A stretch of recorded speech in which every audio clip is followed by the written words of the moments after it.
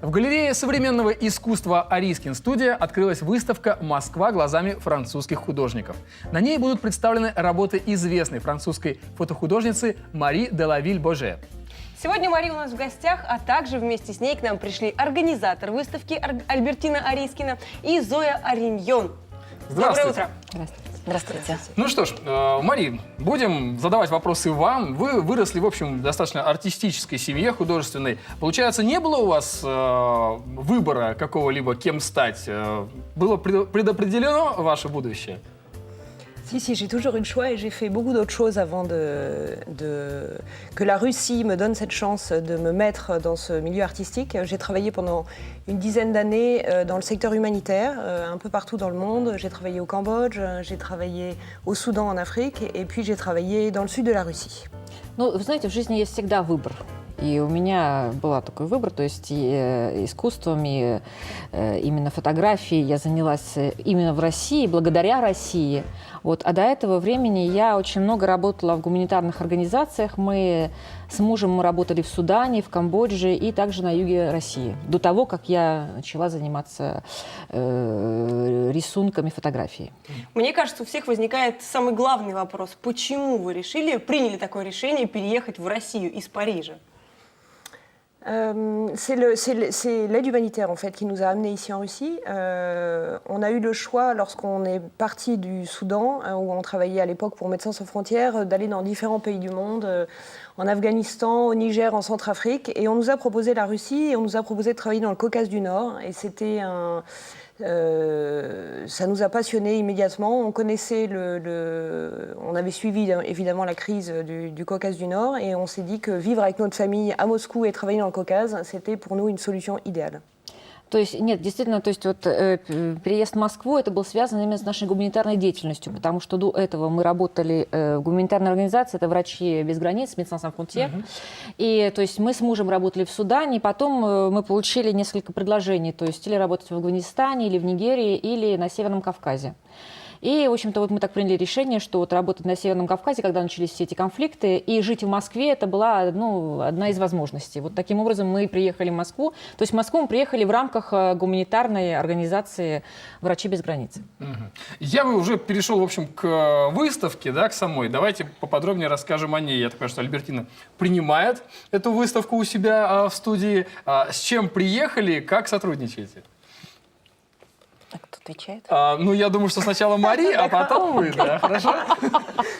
Alors, en fait, ça fait juste 2 années en fait que je fais de la photographie.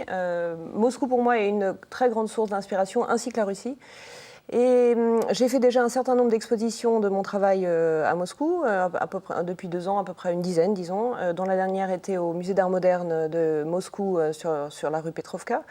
Et Zoya Arignon de la Renaissance française et Albertina d'Ariskin Studio m'ont donné cette chance de venir en province pour présenter cette exposition que j'ai présentée l'année dernière à Moscou. Ну, вообще, вот над этой выставкой работаю уже 2 года. То есть в начале вот ее открытие было сначала в посольстве Франции в Москве, вот потом это было музей современного искусства на Петровке, да, музей на Петровке, потом на ВДНХ и в нескольких московских галерей. Вообще хочу сказать, что Москва мне дала вот эту вот тут возможность реализоваться, потому что вообще там столько много всего, ресурсов и так далее. Вот, а потом я познакомилась с Зоей Ариньон, президентом Renaissance française в России, и с Альбертиной Арискиной. Вот таким образом эта выставка и смогла реализоваться в Ярославле. Альбертина, что на картинах с точки зрения художника, с точки зрения вашей, ну, скажем так, творческой натуры может заинтересовать ярославцев, может заинтересовать россиян? Ну, во-первых, мы как галерея современного искусства должны представлять современных художников и современное видение творчества, в том числе зарубежных художников. И это очень для нас большая честь, что Мария посетила нас. Это первая выставка не в пределах Москвы. И следующая выставка потом будет в Рыбинске. Также будет. И что может заинтересовать художника? Как зарубежный художник видит Россию, какими глазами, какими красками, и как он относится к визуальному изображению. Вот, то есть не секрет, что обучение искусству в зарубежных школах проходит совсем по-другому, чем в Конечно. наших. И выставка ценна вот тем, что мы можем представить творчество именно зарубежного художника. Неважно, что она живет в России. Мария, расскажите, как вы творите? Я знаю, что это очень интересный процесс и для вас, и мне кажется, для наших зрителей тоже будет интересно. Alors, je ne révèle pas toujours les secrets de la façon dont je fais mes photos, mais je prends mes photos uniquement la nuit. Je me promène toute seule dans les rues de Moscou ou en Russie en général. Et j'utilise la lumière de la nuit et la lumière de la lune et des lumières artificielles, parce que par exemple Moscou est très très bien éclairé, comme Yaroslav d'ailleurs, j'ai remarqué pendant la nuit. Et je retravaille ces photos en les colorant, en leur donnant de la lumière, des textures, du relief, de la vie. Voilà. C'est comme si un dialogue s'instaurait entre les bâtiments que je photographie et moi. Voilà, j'entends des choses, ils me racontent des histoires. Я сейчас Зоя будет переводить. Я единственное хочу сказать, что мое впечатление, я французский не очень хорошо знаю, да, но мое впечатление, Мария, что вы постоянно поете какую-то французскую песню о любви. Потому что вы улыбаетесь, потому что, да, вы начинаете говорить что-то. Я слушаю, я пытаюсь найти ритм уже и подпеть. Да, ну, во-первых, я не люблю рассказывать все свои секреты, потому что у каждого артиста есть секреты и манера работать. Я просто хочу сказать, что все мои фотографии я делаю ночью. Ну, то есть, когда темно, поздно вечером или ночью.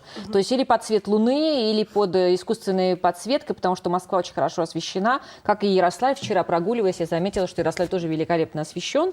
Вот, и потом я добавляю... то есть, всегда эти фотографии, они не черно-белые, а цветные, но это всегда темные.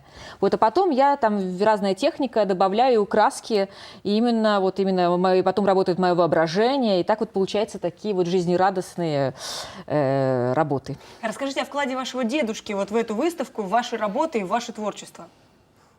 Il faut que je raconte l'histoire de mon... Non, en fait, racontez alors, qu'est-ce qui a, disons que la participation de votre grand-père dans cette exposition, voilà, c'est... D'accord. Alors en fait, je n'ai pas connu mon grand-père parce qu'il est mort en 1972 et moi je suis née quelques années après. Mon grand-père était un graveur assez connu français et je connaissais à l'époque mal le personnage, mais en revanche assez bien son œuvre. Et en fouillant dans ses archives, j'ai retrouvé des petites diapositives jaunies d'un passage à Moscou dans les années 60, où il avait pris un billet d'avion, il était venu voir Moscou pour ressentir l'atmosphère, pour comprendre. Et il s'est promené dans des endroits dans lesquels je me promène moi tous les jours. Et je me suis dit que c'était comme un clin d'œil. Voilà. C'était comme un héritage qu'il m'avait laissé dans le fond d'un tiroir et qu'il fallait que j'utilise.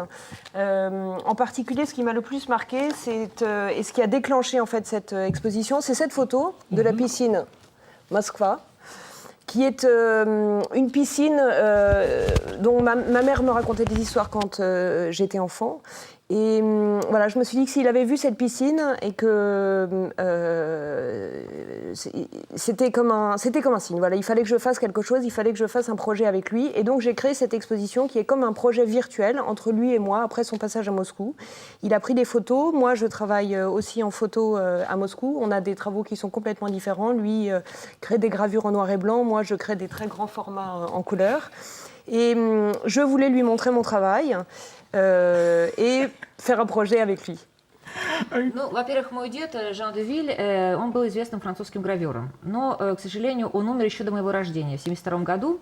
И я его лично никогда не знала, но вот как-то просматривая семейный архив, семейный альбом, я вот несколько лет назад просто попала, нашла старинные фотографии, то есть всех пожелтевшие, и во время фотографий, сделанные в Москве в 60-х годах.